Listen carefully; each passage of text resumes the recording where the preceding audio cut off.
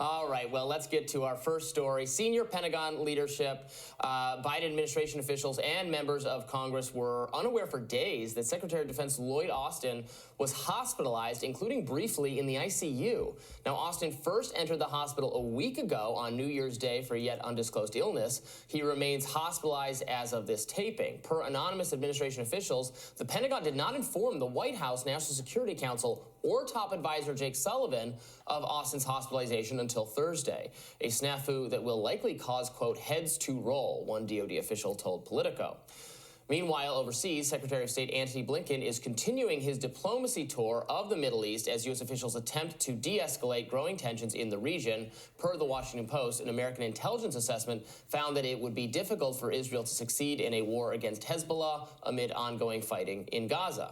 Meanwhile, over the weekend, Israel killed 2 journalists after striking the vehicle they were traveling in, including the son of Wael Dahdouh, Al Jazeera's Gaza bureau chief. Since October 7th, Dahdouh says he lost his home, wife, and 3 of his children in Israeli bombings. Secretary of State Antony Blinken was confronted on the journalist deaths. Let's watch. 110 journalists being targeted by the IDF, including our colleague, son of our colleague, Mahmoud Wael Dahdouh, Hamza Wael Dahdouh. Is the United States condemn targeting journalists? I am deeply, deeply sorry for the almost unimaginable loss suffered by your colleague, Wael Dahdouh. I'm a parent myself. I can't begin to imagine the horror that he's experienced, not once, but now twice. This is an unimaginable tragedy, and that's also been the case for, as I said, far too many. Now, his response there has been characterized as a failure to condemn. Offering condolences as a parent is a very different thing than looking at the structural issue here. Notably, I believe about 18 journalists were killed in the course of the almost 2-year war now in Ukraine, and they were given an honorary journalism award as a way to recognize their sacrifice. Now, in just 3 months of a siege in Gaza, over 100 journalists have been killed. And this is, again, we're talking about a journalist being killed who is the son of the head of the Al Jazeera news bureau, who has already suffered unfathomable tragedies. He has already lost his wife, other children, and an infant grandson in these attacks. And increasingly, there are accusations that these members of the press are being targeted.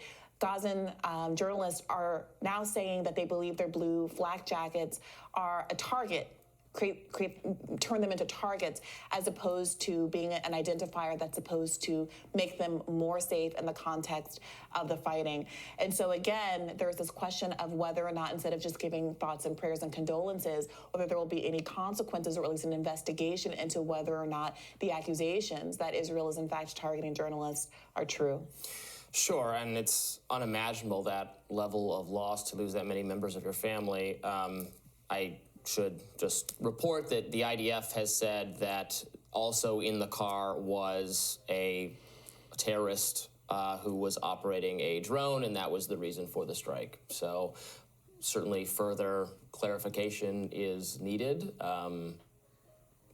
If it was a legitimate target, if there was a terrorist also in the car, I suppose, but I know a lot of people probably won't take what the IDF has to say about it automatically, nor should they, so further investigation seems merited to me. I mean, at what point, even taking this most recent tragedy to the side, certainly it seems implausible that I believe it's 104 journalists now that have been killed in Gaza, a relatively small geographic area, seeing 4 times, 5, 6 times as many deaths of journalists than the war zone in Ukraine has seen in the last 2 years.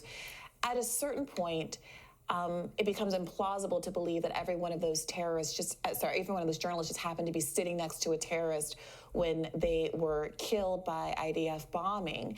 You know, would you expect at this time there would have been some kind of investigation or stronger pushback from the United States on Israel, given how much we purport to value and want to protect press freedoms, and given how many, the overwhelming bulk of the weapons that are being dropped on Gaza are actually being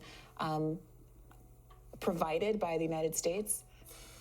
Of course, journalists should not be deliberately targeted. I mean, I don't have the relevant information to determine which of these strikes were legitimate and which were not. Journalists just being targeted because they are, I mean, no one should be targeted unless they are literally a member of Hamas or are working with Hamas or embedded with Hamas, and then they become a legitimate target. But I don't know if that was the case here, and it does merit further investigation. It looks like we're going to be talking with the author of a piece about this for The Intercept later in the show today. So we should leave that one there.